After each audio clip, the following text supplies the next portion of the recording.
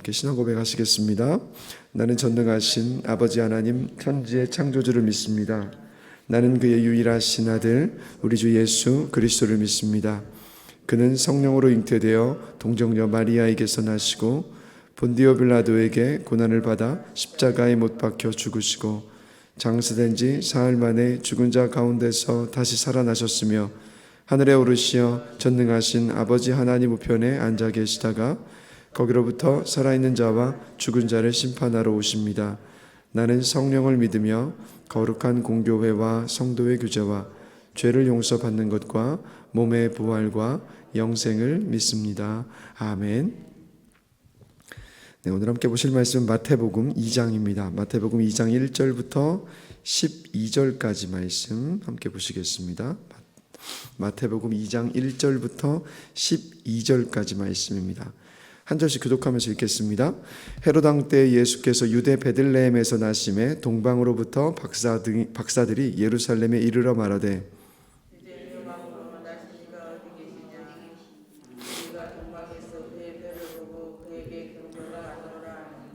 헤롯 왕과 온 예루살렘이 듣고 소동한지라.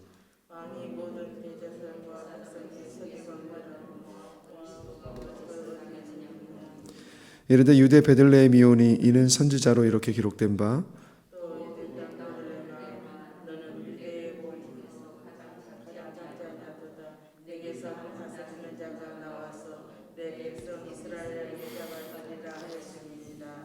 이에 헤롯이 가만히 박사들을 불러 별이 나타난 때를 자세히 묻고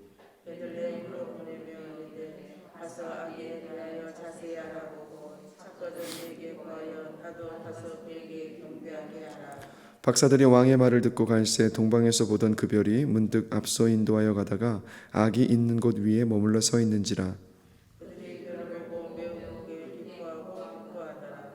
집에 들어가 아기와 그의 어머니 마리아가 함께 있는 것을 보고 엎드려 아기께 경배하고 보배합을 열어 황금과 유향과 모략을 예물로 드리니라.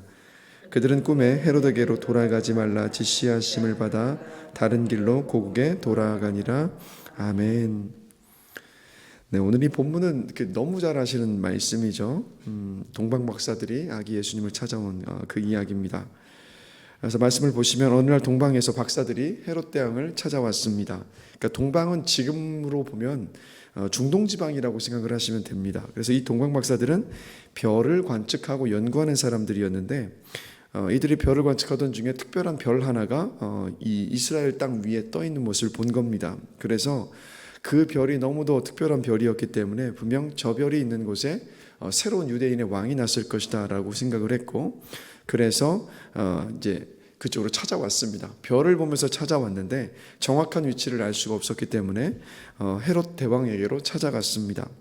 그래서 헤롯 대왕에 가서 사정을 이야기하니까 본문을 보시면 헤롯 3절에 보시면 헤롯 왕과 온 예루살렘이 듣고 소동을 했다라고 기록을 하고 있죠. 그래서 왕이 바로 그 자리에서 성경을 잘 아는 대제사장들과 서기관들을 다 왕궁으로 불러들였습니다. 그리고 유대인의 왕 메시아가 어느 곳에서 태어날 것이라고 예언을 했는가 그 말씀 속에서 찾아서 알려달라고 한 겁니다.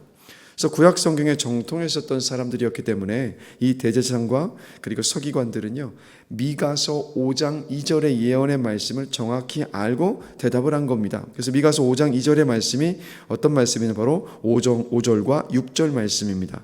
다 같이 한번 읽어보겠습니다. 이르되 유대 베들레헴이오니 이는 선지자로 이렇게 기록된 바 또 유대 땅 베들레헴아 너는 유대 고을 중에서 가장 작지 아니하도다. 내게서 한 다스리는 자가 나와서 내 백성 이스라엘의 목자가 되리라 하였음이니라. 미가서 5장 2절에 이 말씀이 예언된 말씀이었기 때문에 이 말씀을 그대로 이야기합니다.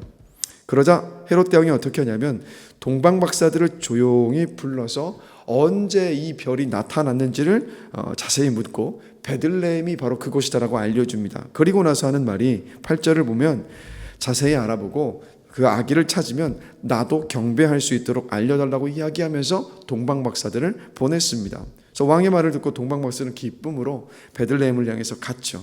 그리고 그곳에 가보니까 아기 예수님이 계셨던 겁니다. 그래서 자기들이 준비했었던 선물을 드리고 경배했고, 헤롯 대왕으로 돌아가지 말고 바로 고국으로 돌아가라는, 아마도 하나님께서 천사를 통해서 꿈에 말씀해 주신 거겠죠. 그래서 이 동방 박사들은 헤롯에게로 가지 않고 자신의 고국으로 돌아갔습니다. 이게 오늘 본문의 이야기예요. 자, 여러분, 이 헤롯 대왕은요, 유대인이 아닙니다. 에서의 후손인 에돔 사람입니다. 그럼에도 불구하고요, 이 에돔 사람들은 이스라엘 백성들에게 있어 형제 국가였기 때문에 이도 역시 말씀을 알고 있었고요. 그리고 언제든 대제사장과 서기관들을 부를 수가 있지 않았습니까? 그리고 대제사장들과 서기관들 역시 메시아에 대한 예언의 말씀은 이때 당시에 이들보다 정통하고 이들보다 잘 알았던 사람은 없었습니다. 자, 그런데 보시면 어느 누구도요, 헤롯 대왕도 마찬가지고 대제사장들과 그리고 서기관들도 그렇고 어느 누구도 메시아 예수님이 태어나셨다라는 것을 오늘 본문을 보시면 믿고 있지는 않았어요. 정말 메시아가 태어났다는 것을 이들이 믿었다면 그러면요, 동방 박사들과 함께 찾아갔겠죠. 직접 찾아가서 정말 메시아가 태어났는지 태어나지 않았는지를 확인했을 것이고, 정말 그분이 메시아라는 것을 알고 믿었다면 동방 박사들처럼 아기 예수님께 경배를 했을 거라는 거예요. 그러나 보십시오, 어느 누구도 움직이지를 않고 있다라는 것. 오직 이방인이었던 동방 박사들만 예수님에게로 간 모습을 봅니다. 그래서 여러분, 성경을 그렇게 많이 읽고 그렇게 공부하고 알고 있었지만 이 헤롯 대왕과 대제사장과 서기관들은요, 그 성경을 믿지를 않았다라는 거예요. 그러니까 알고 있다, 배웠다와 믿는다는 전혀 다른 문제라는 거예요. 그래서 여러분, 이들은 말씀대로 믿었던 것이 아니라 이들의 생각은 이런 생각이었을 거예요. 메시아는 그런 시골에서 태어날 수가 없다. 예루살렘에서 태어나야 된다라고 생각을 한 거예요. 분명히 하나님의 아들이고 메시아로 오신다면 그 작은 촌동네 그 구석에는 절대 태어날 수 없다라고 이들은 생각했던 겁니다. 즉, 자신들이 누리고 있었던 위치와 권력과 지위, 그 관점 속에서만 바라봤기 때문에 이들은요, 베들레헴으로 가지를 않았습니다. 반면에 동방 박사들은 어떻습니까? 여러분, 이들은 이방인이에요. 근데 별을 보고 왔어요. 근데 우리는 생각할 때 별을 보고 오니까 뭔가 환상적이라고 생각을 하지만, 여러분, 별을 보고 이방인들이 유대인의 왕이 태어났다고 생각하고 온 것 자체가 이건 너무 놀라운 일이지 않습니까? 근데 이들은 보면 왕궁에서 베들레헴이라고 알려주니까 아주 기뻐하면서 그곳으로 갔어요. 아기로 오셨지만 아기 예수님을 보자 이들은 어떻게 합니까? 오늘 본문을 보시면 그가 아기가 유대인의 왕이라는 것, 메시아임을 믿고 경배하면서 선물을 드리는 이 동방 박사들의 모습을 봅니다. 그래서 이 말씀을 통해서 보면 아무리 말씀을 읽고 배우고 받고 안다 할지라도, 다시 말씀드리지만 믿는 것과 아는 것은 별개라는 거예요. 그러니까 성령께서 우리 안에 그 말씀을 조명해 주시고 이해하게 해 주실 때, 그리고 성령께서 우리 안에 이 말씀들 모든 것이 하나님의 말씀임을 믿게 하여 주실 때, 그때 비로소 우리는요, 말씀을 알고 안 말씀을 믿음으로 받을 수 있습니다. 근데 이것 자체가 여러분 너무도 큰 은혜라는 사실을 우리 늘 잊어서는 안 돼요. 그러니까 말씀을 지금도 여러분 펼치실 때마다 말씀이 읽고 싶어지고 그 안에 모든 말씀들이 다 나를 향한 하나님의 말씀으로 받아들여지고 계십니까? 그렇다면 성령이 우리 안에서 지금 일하고 역사하고 계시다는 증거인 줄로 저는 믿습니다. 그래서 성령이 조명해 주실 때 말씀 제대로 이해할 수 있고 그 말씀을 믿을 수 있고, 그리고 그 말씀을 우리의 삶 가운데 적용하며 살아갈 수 있습니다. 그래서 진리의 영이신 성령이 일하실 때만이 모든 성경의 말씀을 진리의 말씀으로, 하나님 아버지의 말씀으로, 지금 나에게 하시는 말씀으로 받아들일 수가 있습니다. 그래서 이것이 믿는 저와 여러분들의 받은 큰 은혜인 줄로 저는 믿습니다. 얼마나 감사합니까? 그리고 그렇기 때문에 말씀을 읽고 배우고 듣고 묵상할 때마다 계속 말씀드리지만 잊지 마십시오. 진리의 영이신 성령님의 도움을 늘 구하셔야 됩니다. 성령님, 이 말씀을 이해할 수 있도록 도와주세요. 그 의미를 풀어서 저에게 알게 하여 주세요. 알게 하셨던 이 말씀 제 삶 가운데 붙잡고 그 말씀대로 살아갈 수 있도록 성령님 저를 인도하여 주십시오. 저에게 힘 주세요. 능력 주세요라고 그 성령님의 도움을 구할 때, 그때 말씀의 의미를 알 수 있고요, 그 기쁨을 누릴 수 있고요, 그 말씀대로 살아갈 수 있는 정말 큰 기쁨을 우리가 누릴 수 있는 줄로 저는 믿습니다. 그래서 오늘도요, 말씀을 잠깐 펼치시든 어떤 말씀을 들으시든 아니면 뭐 동영상을 통해서 다른 교회 어떤 목사님들의 설교 말씀을 들으시든 어느 순간이든요 마음속에 늘 성령님의 도움을 구하십시오. 그럴 때 진리의 영이신 성령이 일하실 때 그때 진리의 말씀으로 기뻐하게 되실 줄로 저는 믿습니다. 그리고 우리 안에요 진리를 알고자 하는 마음, 그 진리의 말씀을 듣고자 하는 마음, 배우고자 하는 마음, 말씀대로 살고자 하는 그 마음이요 우리 충만하게 되기를 간절히 기도합니다. 그러니까 주님도 그런 말씀하셨잖아요. 이 말씀의 씨앗이 뿌려지는데 그 좋은 땅에 뿌려진 말씀만이 결실을 맺으시다고 말씀하잖아요. 그럼 그 좋은 땅은 뭐냐? 우리가 좋은 땅으로 스스로 개경할 수는 없어요. 여러분 그 말씀 속에서 마음이 바로 땅이 밭이고 땅인데 땅이 스스로 내가 개간해서 좋게 되고 싶습니다라고 하면서 뭐 자기 스스로 비료 뿌리고 자기 스스로 막 다시 할 수 있는 땅이 어디에 있겠습니까? 그런 땅은 없어요. 그러면 우리의 마음이 어떻게 좋은 마음밭이 될 수 있겠습니까? 딱 한 가지입니다. 예수 그리스도를 온전히 붙잡는 거예요.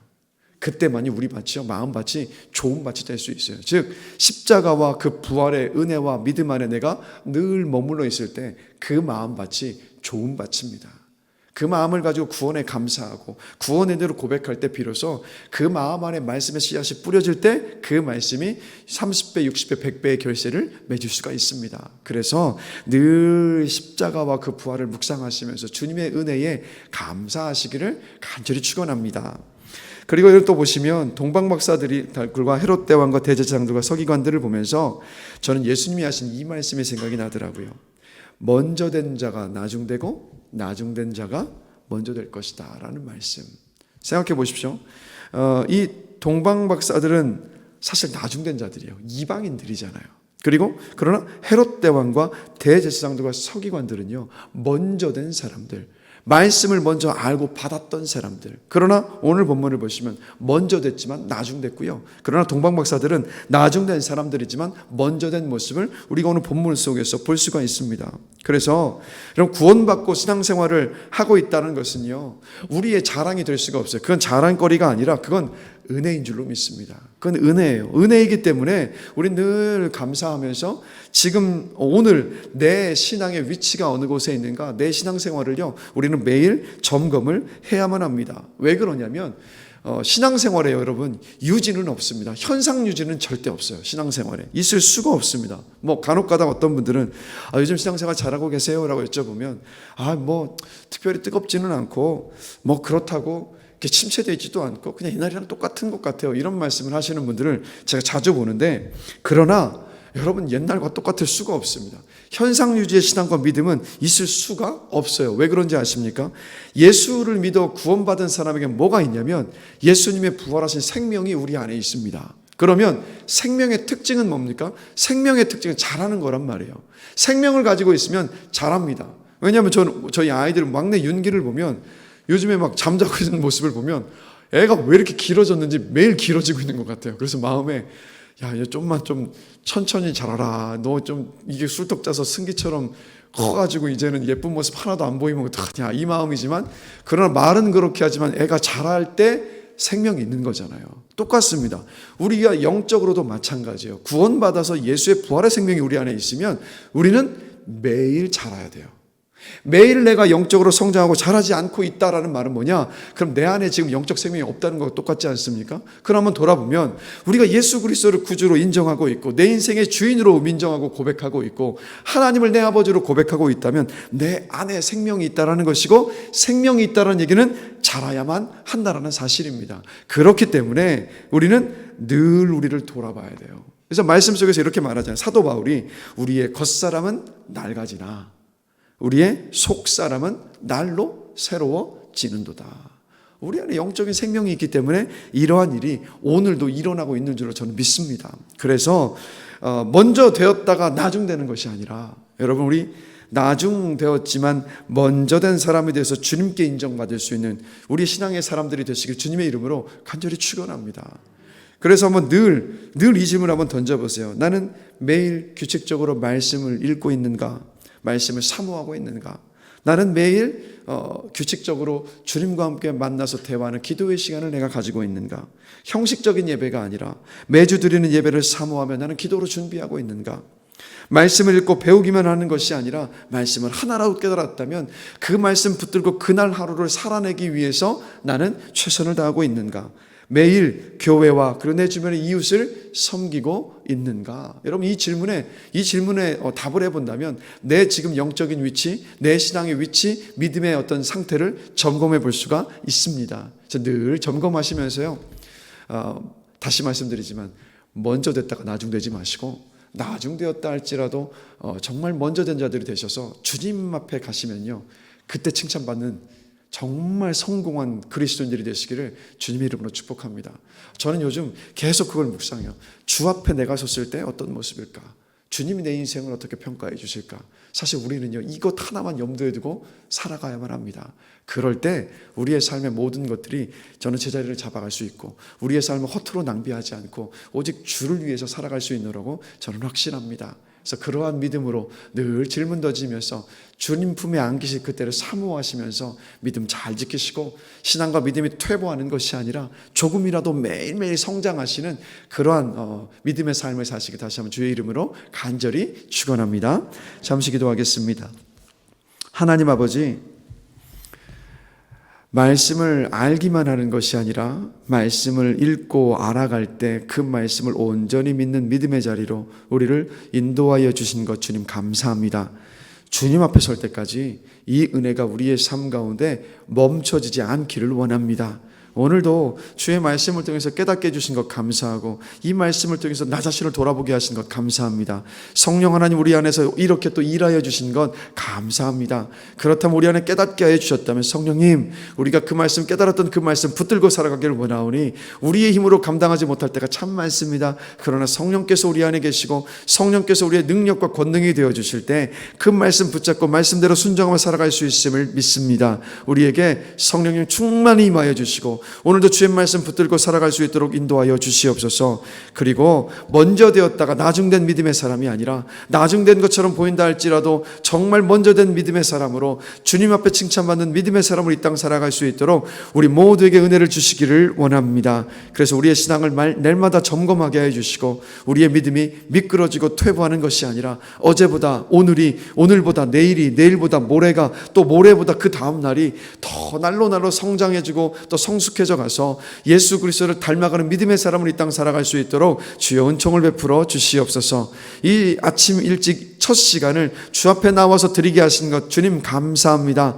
이곳에서 부르짖어 기도하는 우리 사랑하는 모든 성도들 안에 성령께서 일하시고 역사하여 주셔서 주를 깊이 만나는 시간 되게 하여 주시고 주의 뜻을 분별하고 아는 시간 되게 하여 주시고 진리 안에 기뻐하는 시간 되게 하여 주시고 오직 하나님 아버지께만 소망을 두며 믿음으로 모든 것 간검에 맡길 수 있는 귀한 시간으로 인도하여 주시옵소서. 그래서 이 시간이 주 안에서 기뻐하고 주 안에서 감사하며 주 안에서 소망을 가지고 주 안에서 내 인생과 믿음을 가지고 살아갈 수 있는 용기와 담대함을 얻는 귀한 시간으로 주님께서 은총 베풀어 주실 줄로 믿습니다. 성령께서 기도하는 이 시간 우리의 마음과 입술과 생각 모든 것 주장하여 주셔서 오직 주만 바라보며 믿음으로 간구하는 시간으로 인도하여 주시기를 원하며 감사합니다. 예수 그리스도의 이름으로 기도드렸습니다. 아멘. 하늘에 계신 우리 아버지의 이름을 거룩하게 하시며 아버지의 나라가 오게 하시며 아버지의 뜻이 하늘에서와 같이 땅에서도 이루어지게 하소서. 오늘 우리에게 일용할 양식을 주시고 우리가 우리에게 잘못한 사람을 용서하여 준 것 같이